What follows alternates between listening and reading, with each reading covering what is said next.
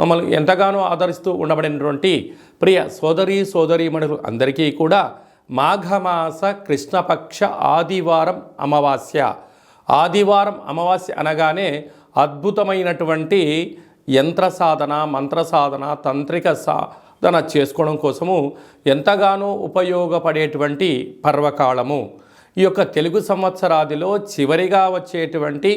ఆదివారం అమావాస్య సందర్భంగా మనమందరము కూడా ఎలాంటి విధి విధానాలు పాటించడం వలన కాళభైరవుడి యొక్క శక్తి, కాళికామాత శక్తి మనము సంపాదించి ఒక బట్టి విక్రమార్కుడిలాగా,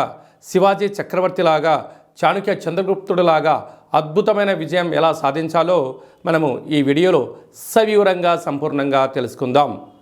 10వ తారీఖు 3వ నెల 2024 మాఘమాసము, కృష్ణపక్షము, ఆదివారము, అమావాస్య, పూర్వాభాద్ర నక్షత్ర సందర్భంగా మనం ఎలాంటి విధిని పాటించాలో సంపూర్ణంగా తెలుసుకుందాం. వృషభ రాశి వారికి వ్యయంలో గురు సంచార స్థితి ఉండడం వలన ఈ ఆదివారం అమావాస్య సందర్భంగా గురువు విద్యాకారకుడు, ఉద్యోగకారకుడు, విదేశీయానకారకుడు, వివాహమైన దంపతులకు పుత్రికా సంతానకారకుడు అవ్వడం వలన ఈ ఆదివారం అమావాస్య రోజున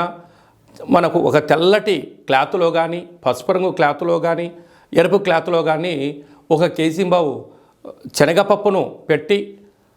గురుస్తోత్రం అనగా శ్రీ మేధా దక్షిణామూర్తి స్వామివారికి కానీ, లేకపోతే పరమేశ్వరుడికి రుద్రాభిషేకం చేయించి వీటిని బ్రాహ్మణుడికి దానం ఇవ్వడం వలన, లేకపోతే ప్రవహించే నీటిలో సమర్పించడం వలన, గోమాతకు ఆహారాన్ని ఏర్పాటు చేయడం వలన, ఇంట్లో ఒక నారికేల దీపాన్ని ఏర్పాటు చేసుకోవడం వలన నరదృష్టి, శత్రు ప్రభావాలు తొలగిపోయి మీరు ఏదైతే అనుకుంటున్నారో విద్యలో, ఉద్యోగంలో, విదేశీయానంలో, వ్యాపారంలో అఖండమైనటువంటి గురు యోగ్యతా శక్తి కలిగి అద్భుతమైన ఐశ్వర్యం మీ సొంతం అవుతుందని చెప్పి గమనించాలి.